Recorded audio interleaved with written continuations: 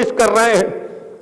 ہم نے مجبور کیا حکومت کو, اور آندھرا پردیش کی اسمبلی ہندوستان کی واحد اسمبلی ہے جہاں پر اس کارٹون اور اس پکچر کے خلاف ایک ریزولوشن کنڈمنیشن کو پاس کیا گیا کہ اللہ سبحانہ و تعالی ہم غلاموں کو یہ موقع دیا. اللہ نے کہا کہ ہاں یہ ہے, اللہ نے ہم کو ہمارے دل میں اس بات کو ڈالا. یہ اللہ کا کرم ہے, یہ فضل ہے. اللہ کسی کا محتاج نہیں, ہم اس کا محتاج. اللہ نے ہم کو یہ عزت سے نوازا. اللہ نے ہم گناہگاروں کو, ہم خطا کاروں کو یہ موقع دیا کہ کم سے کم ہم اپنی زبان سے تو کچھ حق ادا کر سکیں اپنے غلامی کا. عزیزان ملت اسلامیہ, آج ہم تمام کو دنیا کو بتانا پڑے گا کہ ہم یہ برداشت نہیں کریں گے. ہم کیسے بتائیں گے؟ اگر ہم احتجاج کا, جلوس کا اعلان کریں گے تو یقیناً ہزاروں کی تعداد میں مسلمان جمع ہو جائیں گے. اور اگر میں یہ کہوں گا کہ نہیں, کل فجر کی نماز کے بعد جلوس نکلے گا, تو سب کے سب کہیں گے ذرا جلدی ہو جاتا صاحب, ذرا اٹھنا مشکل ہے. یہ کیا غلامی ہے؟ یہ آقا سے محبت ہے کہ احتجاج تو ہزاروں کی تعداد میں, اور کوئی اسلامی ملک میں تم جا کر دیکھو صبح کی نماز میں, فجر میں ایک سب سے بڑھ کے کوئی سب جمع نہیں ہوتی. کیا یہ تمہاری اور ہماری محبت کا مظاہرہ ہے رسول اللہ صلی اللہ علیہ وسلم سے؟ تم دشمن کو, گستاخ کو کیسے شکست دو گے جب تم مسجدوں کو آباد کرو گے, جب تم مسجدوں سے فوج کی لشکر کی طرح نکلو گے ہزاروں کی تعداد میں. یاد رکھو, جس دن تم فجر کی نماز جمعے کی نماز کی طرح ادا کرو گے, دنیا میں کوئی گستاخی نہیں ہوگی, دنیا میں کوئی گستاخی نہیں ہوگی. دنیا تمہارے اس لشکر کو دیکھ کر کہے گی کہ نہیں, اس سے ہم نہیں ٹکرا سکتے. ریاستی وزیر پی ستیہ نارائنا نے کہا ہے کہ پوسٹ میٹرک اسکالرشپ سے متعلق اخبارات میں شائع خبریں بالکل بے بنیاد ہیں. میڈیا سے بات کرتے ہوئے انہوں نے فی خاندان ایک طالب علم کو اسکالرشپ دیے جانے کی خبر کو غلط قرار دیا. انہوں نے کہا کہ حکومت نہ ہی اس سلسلے میں غور کر رہی ہے اور نہ ہی ایسا کوئی منصوبہ ہے. پی ستیہ نارائنا نے بتایا کہ سال 2012-13 کے لیے پوسٹ میٹرک اسکالرشپ کا اعلان کر دیا گیا ہے. ان کا کہنا تھا کہ جن کی حد آمدنی 1 لاکھ روپے ہے انہیں, اور SC/ST کے طلباء کے سرپرستوں کی آمدنی 2 لاکھ روپے سے کم ہو تو انہیں اسکالرشپس ادا کی جائیں گی. پی ستیہ نارائنا نے کہا کہ چندرا بابو نائیڈو صرف اقتدار حاصل کرنے کے لیے یاترا نکال رہے ہیں, جبکہ انہیں ایک ذمہ دار اپوزیشن لیڈر کا رول ادا کرنا چاہیے. حکومت نے سرکاری اور خانگی اسکولز اور کالجز کے لیے سرمائی تعطیلات کا اعلان کر دیا ہے. سرکاری اور خانگی کالجز 21 سے 28 اکتوبر تک بند رہیں گے, جبکہ اسکولز کو 15 سے 26 اکتوبر تک تعطیلات رہیں گی. آندھرا پردیش ہائی کورٹ نے حکومت کی جانب سے TRS پارٹی کے ہیڈ کوارٹر تلنگانہ بھون کو الاٹ کی گئی اراضی کے تجارتی استعمال کے خلاف حکومت کو نوٹس جاری کرتے ہوئے ان الزامات کا جائزہ لینے کی ہدایت دی ہے. TRS کے سربراہ KCR کے بھانجے امیش راؤ کی درخواست پر عدالت نے فریقین کے دلائل کی سماعت کرتے ہوئے یہ نوٹس جاری کی. امیش کمار, جو کہ اب کانگریس پارٹی کے ترجمان ہیں, اپنی درخواست میں الزام لگایا تھا کہ حکومت کی الاٹ کردہ اراضی پر قواعد کی خلاف ورزی کرتے ہوئے ٹی وی چینل چلایا جا رہا ہے. عدالت نے درخواست گزار کے الزامات کا جائزہ لینے کی حکومت کو ہدایت دی ہے. تلنگانہ وزراء اگر اپنے عہدوں سے استعفیٰ نہیں دیں گے تو وہ مستقبل میں اپنی ضمانتیں بھی نہیں بچا پائیں گے. میڈیا سے بات کرتے ہوئے رکن اسمبلی ناگم جناتھن ریڈی نے یہ بات کہی. انہوں نے کہا کہ تلنگانہ کے ساتھ اگر انصاف کرنا ہے تو 6 نکاتی پروگرام پر عمل آوری کے ساتھ تلنگانہ کی اراضیات بھی واپس کی جانی چاہیے, کیونکہ تلنگانہ کے عوام صرف تلنگانہ چاہتے ہیں. ناگم نے چیف منسٹر کرن کمار ریڈی پر تلنگانہ جذبے کو محدود کرنے کا الزام لگایا. انہوں نے کہا کہ 30 سپٹمبر کو تلنگانہ مارچ کو ناکام بنانے کی پوری سازشوں کے باوجود تلنگانہ عوام نے اپنے جذبے سے اسے کامیاب کر دکھایا. صدرنشین ریاستی حج کمیٹی خلیل الدین احمد نے بتایا ہے کہ عازمین حج کی روانگی کے سلسلے میں تمام انتظامات مکمل کر لیے گئے ہیں۔ حج ہاؤس کا دورہ کرنے کے بعد میڈیا سے بات کرتے ہوئے صدرنشین حج کمیٹی نے بتایا کہ 6 اکتوبر کو عازمین کا پہلا قافلہ روانہ ہوگا۔ انہوں نے پہلی فلائٹ سے روانہ ہونے والے عازمین کو 8 گھنٹے پہلے حج ہاؤس پہنچنے کی درخواست کی۔ خلیل الدین احمد نے بتایا کہ حج ہاؤس سے متصل شادی خانے میں بھی عازمین کے قیام کا انتظام کیا گیا ہے۔ انہوں نے شادی خانے کی انتظامیہ سے اظہار تشکر کیا۔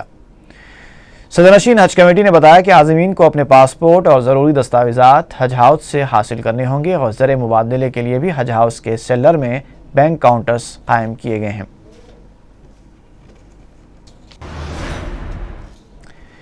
ایک طرف حج ہاؤس میں عازمین کے سفر مقدس کے لیے تیاریاں زور و شور سے جاری ہیں، تو وہیں حج ہاؤس سے متصل اراضی پر سرے عام مے نوشی اور گانجا نوشی کا شوق کرتے ہوئے کئی افراد نظر آئے۔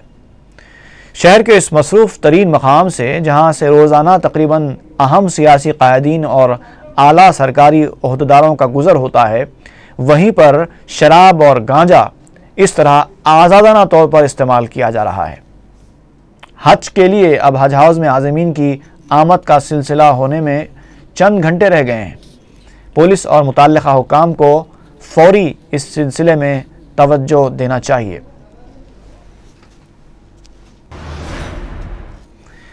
قلی قطب شاہ اسٹیڈیم کے احاطے میں واقع شراب کی دکان اوپن ایئر بار میں تبدیل ہو گئی ہے۔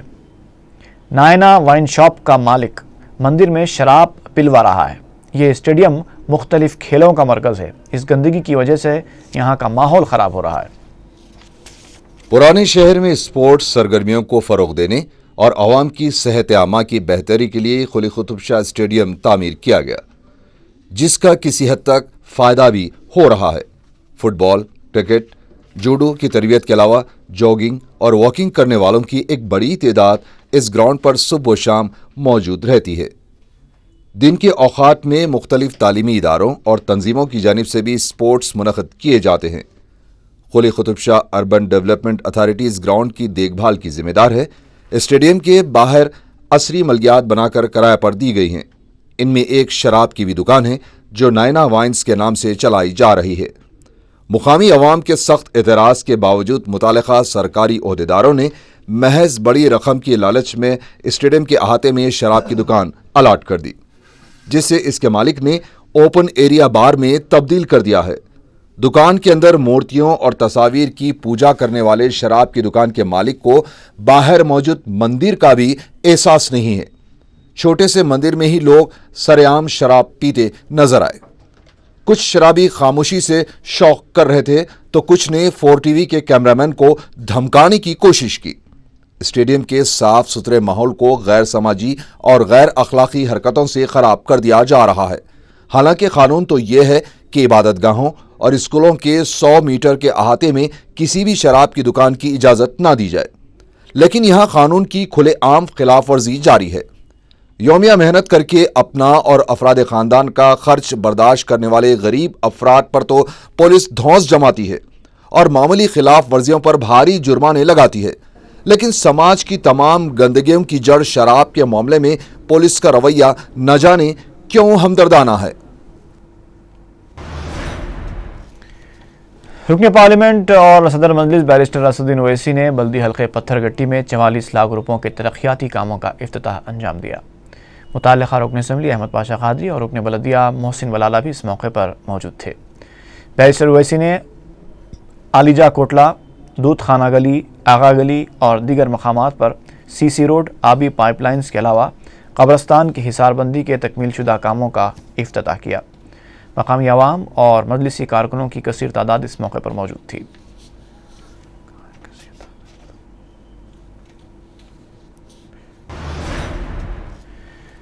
رکن اسمبلی احمد بلالہ نے اپنے حلقے کے بلدی ڈویژنز قدیم ملک پیٹ اور دبیر پورے کا تفصیلی دورہ کر کے ترقیاتی کاموں کا جائزہ لیا۔ اس موقع پر متعلقہ اراکین بلدیہ عبدالحق نذیر اور شکیل محبون بھی موجود تھے۔ انہوں نے ایس گارڈن، اشرف نگر، کالا ڈیرہ اور دیگر علاقوں کا پیدل دورہ کر کے مقامی افراد سے ان کے مسائل دریافت کیے اور سڑکوں کی تعمیر، ڈرینیج لائن کے کاموں کے علاوہ کالا ڈیرے میں کمیونٹی ہال کی تعمیر کے لیے 10 لاکھ روپے منظور کروانے کا تیقن دیا۔ ربیپورہ ڈویژن کے علاقے Raj Narsimha Nagar, D C Patel colony اور دیگر علاقوں کا دورہ کر کے پینے کے پانی اور ڈرینیج مسائل کا جائزہ لیا۔ منصور آباد واقع ایل بی نگر میں ایک کم عمر لڑکا ڈینگی بخار کی وجہ سے فوت ہو گیا۔ بتایا جاتا ہے کہ 6 سالہ شیوا کمار ڈینگی بخار سے متاثر تھا۔ اسے ایک خانگی دواخانہ منتقل کیا گیا تھا، جہاں قریب 1 ہفتے تک اس کا علاج کرنے کی کوشش کی گئی، لیکن وہ صحت یاب نہ ہو سکا، جس کی وجہ یہ ہے کہ دواخانے کے ڈاکٹرز مرض کی تشخیص کرنے میں ناکام ہو گئے تھے۔ ڈاکٹرز نے لڑکے کو کسی اور دواخانہ لے جانے کا مشورہ دیا۔ دوسرے دواخانہ منتقل کرنے کے بعد ڈاکٹرز نے تشخیص کی کہ شیوا ڈینگی بخار کے آخری سٹیج پر ہے، اور پھر علاج کے دوران وہ منگل کے دن فوت ہو گیا۔ شہر میں وبائی امراض سے ہو رہی اموات کے خلاف تلگو دیشم کارپوریٹرز نے سیکریٹریٹ کے روبرو دھرنا دیا۔ اس موقع پر احتجاجی تلگو دیشم کارپوریٹرز کا کہنا تھا کہ حیدرآباد گرین سٹی نہیں بلکہ ڈیتھ سٹی میں تبدیل ہو گیا ہے۔ بعد میں پولیس نے احتجاجی کارپوریٹرز کو گرفتار کر لیا۔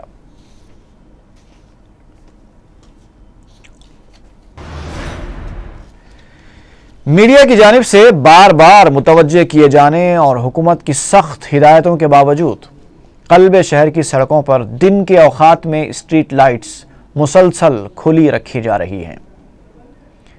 یہ ہے بشیر باغ فلائی اوور، جہاں پر اسٹریٹ لائٹس دن کے اوقات میں مسلسل کھلی رہتی ہیں۔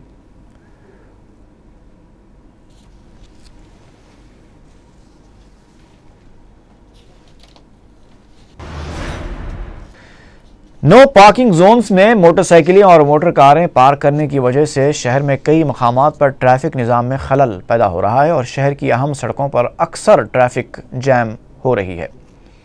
فتح میدان روڈ پر ٹریفک پولیس نے نو پارکنگ زون میں پارک کی گئی گاڑیوں پر چالانات کیے تو عوام بھڑک اٹھے، لیکن پولیس اپنا کام کر کے چلتی بنی۔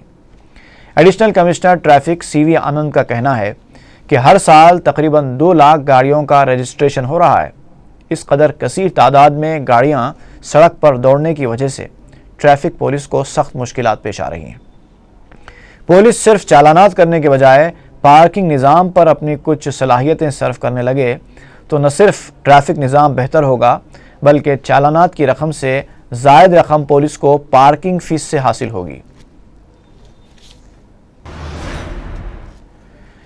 کوکٹ پلی پولیس نے بیرون ملک سے جعلی نوٹ برآمد کرنے کے الزام میں 6 افراد کو گرفتار کر کے ان کے قبضے سے 2 لاکھ روپے کے جعلی نوٹس اور 5 سیل فونز برآمد کر لیے۔ پولیس نے بتایا کہ اس نے ایک دکاندار کی شکایت پر کارروائی کرتے ہوئے راجیو گاندھی نگر سے گرفتاریاں عمل میں لائیں۔ گرفتار شدہ افراد نے ریاست مغربی بنگال سے 1000 روپے کے جعلی نوٹس حاصل کر کے مختلف دکانوں پر خریداری کر چکے تھے۔ پولیس نے صرف 2 گرفتار شدہ افراد کو میڈیا کے روبرو پیش کیا، جبکہ اس نے 6 افراد کو گرفتار کرنے کا دعویٰ کیا ہے۔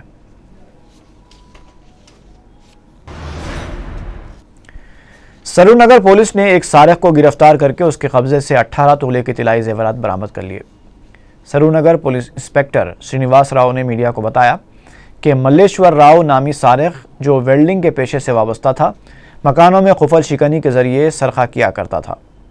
اسے پولیس نے منگل کے دن گرفتار کر لیا۔ پولیس کی تفتیش پر ملیشور نے بتایا کہ وہ سرقے کے مزید 7 کیسز میں ملوث ہے۔ پولیس نے گرفتار شدہ سارق کو چہارشنبے کے دن عدالتی تحویل میں دے دیا۔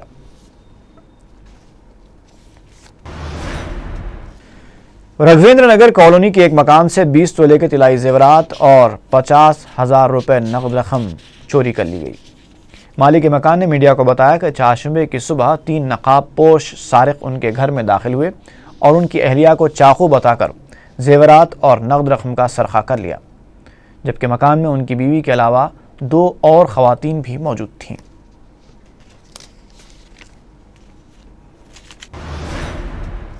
اور آخر میں نظر ڈالیں گے سرخیوں پر۔